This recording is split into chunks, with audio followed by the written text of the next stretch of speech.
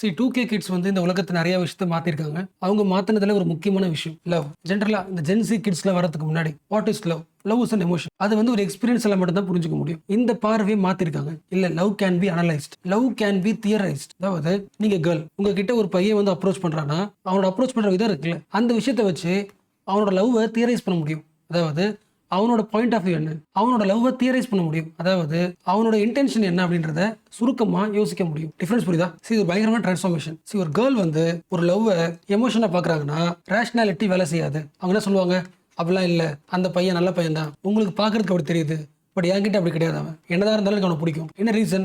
எனக்கு லவ் பொறுத்த வரைக்கும் ஒரு எமோஷன், அது அதில் எந்த வித லாஜிக்கும் பேசக்கூடாது. பட் இப்போ இருக்கிற கேர்ள்ஸ் அப்படி கிடையாது. லவ்வை அவங்களால லேபிள் பண்ண முடியுது. அதாவது ஒரு பாய் இந்த ரியாக்ஷன் பண்றாங்க, இந்த ஆக்ஷன் பண்றாங்கன்னா ஒரு லவ்வரோட ஆக்ஷனை லிஸ்ட் பண்ணி அனலைஸ் பண்ணி அந்த லவ்வரை எந்த கேட்டகரியில வைக்கலாம் அப்படின்ற அளவுக்கு லவ்வை தியரைஸ் பண்ணியாச்சு. யோசிக்க முடியுதா? இப்போ கேர்ள்ஸ் கிட்ட நிறைய ஃபார்முலா லிஸ்ட் இருக்கு. அப்போ எது குட் லவ், எது பேட் லவ், எது டாக்ஸிக் அப்படின்னு சில ஐடியாஸ் தியரைஸ் பண்ணி கொடுத்ததுனால ஒரு பையன் அப்ரோச் பண்ணும்போது இவன் எதில் வருவான் அப்படி அனலைஸ் பண்ணும்போது தன்னோட கிரைட்டீரியால வரானா இல்லையான்றத தெளிவாக புரிஞ்சுக்க முடியும். கண்டிப்பாக உங்களுக்கு புரிஞ்சிருக்கும். பட் அகைன் லிஸ்ட் பண்றேன். பிரெட் கிரம்பிங், இந்த வார்த்தை கேள்விப்பட்டிருக்கீங்களா? Situationship, benched, love bombed. இதில் என்னது? Some ideas about the love, some theories about the love. For example, இப்போ நான் தான் கேர்ள் வச்சுக்கலாம். என்கிட்ட ஒரு பாய் பேசுறாரு, அந்த பாய் என்கிட்ட பேசுறாரு, அவரோட எமோஷன்ஸை என்கிட்ட ஷேர் பண்றாரு. பட் இந்த எமோஷனை என்னால இதுக்கப்புறம் கால்குலேட் பண்ண முடியும், தியரைஸ் பண்ண முடியும், அவரோட ஐடியா என்னன்னு புரிஞ்சுக்க முடியும், இன்டென்ஷனை புரிஞ்சுக்க முடியும். என்ன ரீசன்? எனக்கு சில லிஸ்ட் ஆஃப் கைட்லைன்ஸ் இருக்கு, சில தியரிஸ் இருக்கு, அதில் பொருத்தி பார்த்துக்க முடியும். For example, what is breadcrumbing? உங்ககிட்ட ஒரு பையன் பேசுவான். எப்போ பேசுவானா?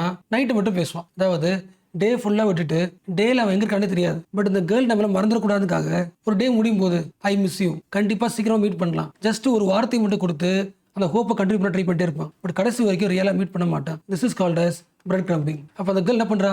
ஈஸியா முடிவு வந்துடுறா, இந்த பையன் நம்மள லவ் பண்ணல, லவ் பண்ண வேணாம், ஜஸ்ட் ஒரு அட்டென்ஷன் மட்டும் கொடுத்துட்டு ரியலா மீட் பண்றதுல இல்ல ஃபுல் டைம் பேசுறதுல அவனுக்கு இன்ட்ரெஸ்ட் இல்ல. பட் எமோஷன்ஸை மட்டும் எப்பயாவது ஷேர் பண்றான். இதெல்லாம் லவ்ல விழுந்துடக்கூடாது. This is called as breadcrumbing. Girls தெளிவா இருக்காங்க. என்ன ரீசன்? ஒரு பர்சனோட எமோஷனை தியரைஸ் பண்ணி இதுக்கு இதான் ரீசன் லேபிள் பண்ணி உருவாக்கிட்டாங்க. Next, what is situationship? கேர்ளால என்ன கொஞ்சம் தைரியமா சொல்ல முடியுது, எனக்கு உன்னை பிடிச்சிருக்கு, ஃப்ரெண்டுக்கு மேல எனக்கு மேல இன்ட்ரெஸ்ட் இருக்கு, but this is not love. இவங்க ரெண்டு பேரும் வெளியே போகும்போது யாராவது நீ லவ் பண்றீங்களா கேட்டா கிடையவே கிடையாது, திஸ் இஸ் சிச்சுவேஷன்ஷிப், இது கமிட்டட் ரிலேஷன்ஷிப் இல்லைன்னு ஓப்பனா சொல்லிட்டு பழக முடியும். ஃபியூச்சர்ல எந்த விதமான ஹர்ட்டிங் இருக்காது. யோசிக்க முடியுதா? ஒரு பையன் நம்ம கிட்ட பேசுறான், அவன் பேசுறது பிடிக்குது, பட் அவனோட மெசேஜ்ல கமிட்மெண்ட் தெரியல, பட் செம க்ளோஸா பேசுறான், அந்த பேசுறது எனக்கும் பிடிச்சிருக்கு, என்ன சொல்லிடுறேன், I think you are in situationship. உனக்கு பிடிச்சிருக்கு, பட் கமிட்மெண்ட்ல கிளாரிட்டி இல்லை, கரெக்டா? எனக்கு அந்த கிளாரிட்டி கிடையாது. அப்போ ஒவ்வொரு ஆக்ஷனையும் தியரைஸ் பண்ணும்போது அந்த கேர்ளால அந்த பையன் யாருன்றதை ஓரளவுக்கு ஜட்ஜ் பண்ண முடியுது.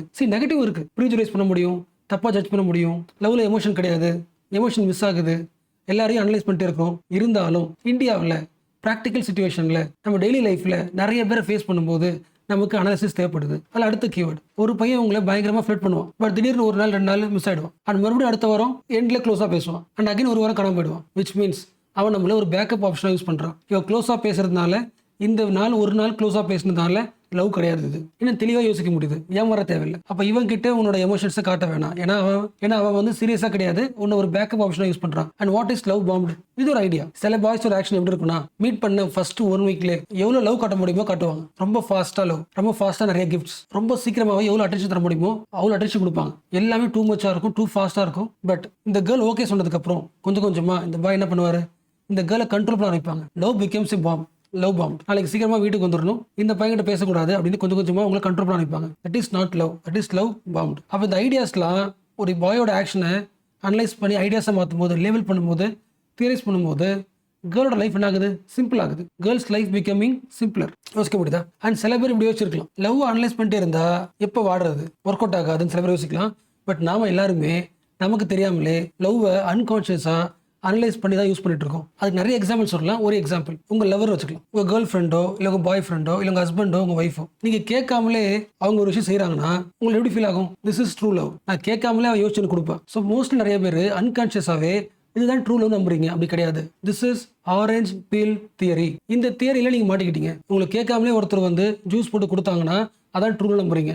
அப்படி கிடையாது. உங்களுக்கு என்ன தேவைன்னு சொன்னீங்களோ அதுக்கப்புறம் அதை கேட்டுட்டு அதை செஞ்சாலும் ட்ரூ லவ் தான். பட் சொல்லாமலே எல்லாம் செய்யணும்னு எக்ஸ்பெக்ட் பண்றோம்ல, நீங்க எக்ஸ்பெக்ட் பண்றது ட்ரூ லவ்ல you are expecting the orange peel theory. உங்க பார்ட்னர் வந்து ஆரஞ்சு பீல் தியரிக்கு ஏற்ற மாதிரி இருக்கணும். யோசிக்க முடியுதுல, ஒரு கான்ஷியஸா ஒரு ஆக்ஷனை ஒரு தியரி கூட லிங்க் பண்ணும்போது நாம எப்படி இருக்கோம், என்ன மாற்றணும் தெரியுதுல்ல. ஸோ இந்த ஒரு முக்கியமான விஷயம் தான் ஜென்சி கிட்ஸ் இந்த உலகத்துக்கு கொடுத்தது. தியரிசிங் தி லவ். அண்ட் நாம இப்போ பார்த்தது ரொம்ப ரொம்ப கம்மி தானே. நிறைய விஷயங்கள் இருக்கு. சோஷியல் மீடியா எடுத்தா கிரீன் ஃபிளாக்னு சில ஐடியாஸ் இருக்கு, ரெட் ஃபிளாக்னு சில ஐடியாஸ் இருக்கு. அதாவது உங்களோட பார்ட்னரோட ஆக்ஷனை நீங்க லிஸ்ட் பண்றீங்க. அந்த ஆக்ஷன் எப்படி இருக்கு, உங்ககிட்ட போய் சொல்லிட்டே இருக்காரு, சின்ன சின்ன விஷயத்துக்குலாம் கோவப்படுறாங்க, உங்களோட ஃபீலிங்ஸை இக்னோர் பண்றாங்க, நீங்க என்ன ட்ரெஸ் போடணும் எல்லாத்தையுமே கண்ட்ரோல் பண்றாங்க அப்படின்னா இந்த லிஸ்ட் ஆஃப் ஆக்ஷன் ரெட் ஃபிளாக்ல எழுதப்பட்டிருக்கு. உடனடியாக அந்த ரிலேஷன்ஷிப்ல இருந்து நீங்க வெளியே வந்தாகணும். Because these actions are theorised as red flag. தவிர்க்க வேண்டிய, ஸ்டாப் பண்ண வேண்டிய ரிலேஷன்ஷிப் ஸ்டேட்டஸ். அதுவே உங்க பார்ட்னரோட ஆக்ஷன், உங்களோட ப்ராப்ளமை பொறுமையா கேட்கறாங்க, ஹியரிங் வித் பேஷன்ஸ், உங்களோட ஃப்ரீடமை மதிக்கிறாங்க, தப்பு பண்ணா சாரி சொல்றாங்க, உங்களுக்கு எது கனவோ அந்த கனவுக்கு அவங்க செயல் வடிவம் தராங்க, shaping your dream, which means இதெல்லாம் கிரீன் ஃபிளாக். அந்த ரிலேஷன்ஷிப்பை கண்டினியூ பண்ணலாம். So what is the conclusion? So எப்போ வந்து லவ் எமோஷன்ல இருந்து அனலிட்டிக்கா மாறிடுச்சோ ஆட்டோமேட்டிக்கா ஒரு கேர்லாம் மாறிடுவாங்க, ரேஷனலா மாறிடுவாங்க. This is one of the positive sign of transformation of love. But same social media, present social media, who is perfect lover அப்படி லிஸ்ட் பண்ணும்போது தன்னோட எல்லா எக்ஸ்பெக்டேஷனையும் சாட்டிஸ்ஃபை பண்றோம் தான் பர்ஃபெக்ட் லவர். அதாவது இந்த லவ் வந்து ஓகேவா இல்லையா, கண்டினியூ பண்ணலாம் வேணாமா, கிரீன் ஃபிளாக் ரெட் ஃபிளாகா, அந்த அனாலிசிஸ்ல இருந்து ஸ்கிப் ஆயிட்டு என்னோட எக்ஸ்பெக்டேஷன் எல்லாத்தையும் யார் சாட்டிஸ்ஃபை பண்றாங்களோ அவங்க தான் பர்ஃபெக்ட் லவர். ஸோ லவ்வரை தேடுறதுல இருந்து பர்ஃபெக்ட் லவரை தேட ஆரம்பிக்கிறாங்க. பட் அது வாய்ப்பு கிடையாது. என்ன reason? Real people are not perfect. அவங்களோட பார்ட்னர் வந்து பர்ஃபெக்டாக இருக்கணும்னு ஆசைப்பட்டீங்கன்னா தட் இஸ் அன்ரியலிஸ்டிக் எக்ஸ்பெக்டேஷன். அதாவது நீ எப்பொழுதுமே மிஸ்டேக் பண்ணக்கூடாது. நான் எக்ஸ்பெக்ட் பண்ற கிஃப்ட்ஸை நீ வாங்கி தரணும், எனக்கான கவிதை எழுதணும், நீ கவிதை வேற லெவலில் இருக்கணும், எனக்கு தேவையான எல்லா விஷயத்தையும் கரெக்டான டைம்ல சொல்லிக்கிட்டே இருக்கணும். இந்த மாதிரி பர்ஃபெக்ட் லவர் நான் எதிர்பார்க்குறேன் அப்படின்னு சொன்னீங்கன்னா தட் இஸ் அன்ரியலிஸ்டிக் எக்ஸ்பெக்டேஷன். ஏன்னா லவ் வந்து ஃபர்ஸ்ட் டேல இருந்து பர்ஃபெக்டா ஒர்க் ஆகாது. Love grows slowly. இப்படி புரிஞ்சு தானே? Love needs time. ஒவ்வொரு நாளாக சின்ன சின்ன எஃபோர்ட்ல இருந்து, கொஞ்சம் கொஞ்சம் பொறுமையில இருந்து, சின்ன சின்ன ரியல் கம்யூனிகேஷன் வழியாக தான் ஓரளவுக்கு பர்ஃபெக்ட் லவ் உருவாக்க முடியும். ஃபர்ஸ்ட் டேல இருந்தே ஒரு பர்ஃபெக்ட் லவரால ஒரு ஆள் இருக்க முடியாது. That is unrealistic expectation.